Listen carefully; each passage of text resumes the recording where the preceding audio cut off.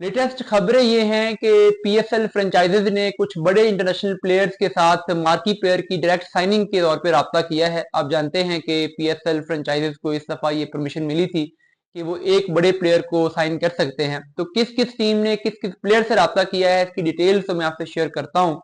अभी कुल मिला के हर टीम ने एक मार्की प्लेयर और दो प्लेटिनम प्लेयर गैर मुल्की प्लेयर्स लेने हैं। तो इस दफा टीमों की कोशिश है कि तीन बड़े गैर मुल्की प्लेयर प्लेटिनम और मार्की कैटेगरी में साइन किए जाएं।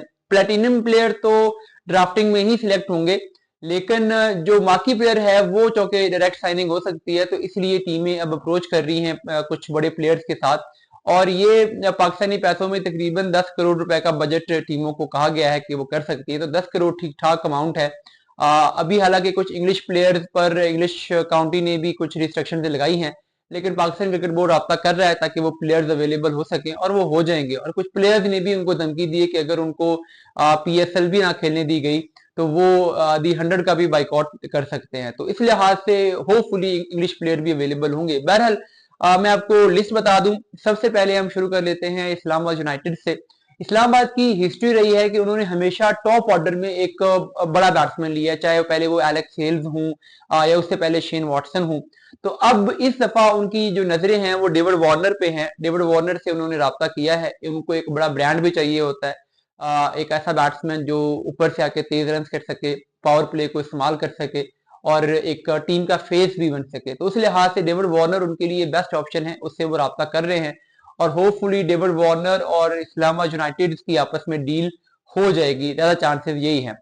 तो अगर हम बात करें लाहौर कलंदर्स की, तो आप जानते हैं कि पिछले सीजन में राशिद खान लाहौर कलंदर्स के लिए जो मिडिल ओवर से वहां पे आके ना सिर्फ आउट कर रहे थे बल्कि रन भी कंटेन कर रहे थे। अब राशिद खान तो अवेलेबल नहीं है, तो लाहौर कलंदर्स के लिए पिछले सीजन में ये मसला बना था।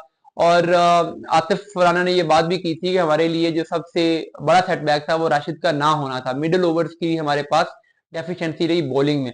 तो अब वो क्या कर रहे हैं कि उनकी प्लानिंग ये है कि वहां पर कोई बेहतर स्पिनर ऐड किया जाए। सिकंदर रजा अब वो है तो सही, लेकिन जाहिर है वो राशिद खान वाली यूटिलिटी प्रोवाइड नहीं कर सकते। राशिद खान की रिप्लेसमेंट तो कोई भी नहीं हो सकता, लेकिन एक ऐसा एटलीस्ट स्पिनर हो जो बाकायदा स्पेशलिस्ट स्पिनर हो। तो उस पर अब इनकी जो नजरें हैं वो शाकिब अल हसन पे हैं। और शकीब पे नजर जमाने की जो वजह है वो ये है कि शकीब कुछ मिडिल ओवर्स में कुछ हेल्दी रन्स भी प्रोवाइड करते हैं, जो कि लाहौर का मिडिल ओवर का मसला भी है। और फिर जब बॉलिंग कर रहे होते हैं तो वहां पे आके मिडिल ओवर्स में वो आउट करके भी दे सकते हैं। तो सिकंदर रजा और शकीब का बॉलिंग कॉम्बिनेशन मिडिल ओवर्स में लाहौर कलंदर्स के लिए खासा बेनिफिशियल हो सकता है। एक लेफ्ट आर्म स्पिनर है, एक right arm of plus leg spin दोनों कर लेते हैं। तो ये जो कॉम्बिनेशन होगा, इससे लाहौर कलंदर को लगता है कि राशिद खान की कमी कुछ हद तक पूरी हो सकती है। उसके बाद अगर हम बात करें मुल्तान सुल्तान की, तो मुल्तान सुल्तान जो हैं इनकी नजरें जॉनी बेस्टो पे हैं। उसकी रीजन ये है कि मुल्तान सुल्तान भी रिजवान के साथ में एक फ्लुएंट बैट्समैन चाहते हैं, तेज खेलने वाला बैट्समैन चाहते हैं। और जॉनी बेस्टो के बारे में ये बात थी कि चूंकि वो इंग्लैंड के रेड बॉल के कॉन्ट्रैक्ट में हैं तो इंग्लैंड शायद उनको ना रिलीज करे, लेकिन अब ये खबरें मिल रही है कि नहीं, इंग्लैंड क्रिकेट बोर्ड से बातचीत जारी है और वो अवेलेबल हो सकते हैं। तो ये और रिजवान अगर ओपनिंग करेंगे तो फिर उस्मान को मैं ख्याल नंबर 3 पे लेके आएंगे। तो ये इनका प्लान है। लास्ट टाइम इन्होंने रीजा हैंड्रिक्स को लिया था, इस दफा ये जॉनी बेस्टो पे नजरें जमाए हुए हैं। जो चौथी टीम इसमें आती है वो कराची किंग्स।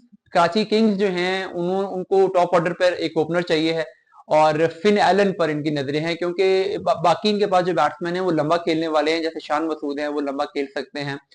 फिर इनके पास जो बाकी अपने टैलेंट है वो भी, उसमें भी टॉप ऑर्डर में पावर प्ले को इस्तेमाल करने वाला कोई बैट्समैन इनके पास नहीं है। तो इनकी नजरें हैं कि ये फिन एलन पर देख रहे हैं। इसके अलावा ये एलेक्स कैरी को भी लेना चाहते हैं। प्लेटिनम कैटेगरी में हो सकता है कि एलेक्स कैरी को भी पिक करें कीपर बैट्समैन के तौर पे, क्योंकि इनके पास भी बाकायदा कीपर बैट्समैन भी नहीं है। अगर हम जाते हैं कोयटा ग्लैडिएटर्स पर, तो उनके बारे में ये खबरें आ रही हैं कि कोयटा ग्लैडिएटर्स के पास राइले रूसो तो प्लेटिनम कैटेगरी में होंगे ही, लेकिन उनके साथ वो बेन डकेट पर भी नजरें जमाए हुए हैं, ताकि ऊपर बेन डकेट और सऊ शकील ओपनिंग कर सके और फिर राइले रूसो जो है वो नंबर 4 पे आ सके। तो बेन डकेट का भी वही इशू है सेम जो जॉनी बेस्टो वाला है, कॉन्ट्रैक्ट का इशू है। अगर इंग्लैंड क्रिकेट बोर्ड ने परमिशन दे दी तो बेन डकेट जो है वो आपको इस दफा कोयटा ग्लैडिएटर्स के लिए खेलते नजर आएंगे, और ये मुझे लगता है कि इस पीएसएल की सबसे बेस्ट पिक होगी। बेन डकेट मुझे बहुत ज्यादा पसंद है बड़े जबरदस्त वो बैट्समैन है, व्हाइट बॉल फॉर्मेट है और रेड बॉल फॉर्मेट है दोनों के।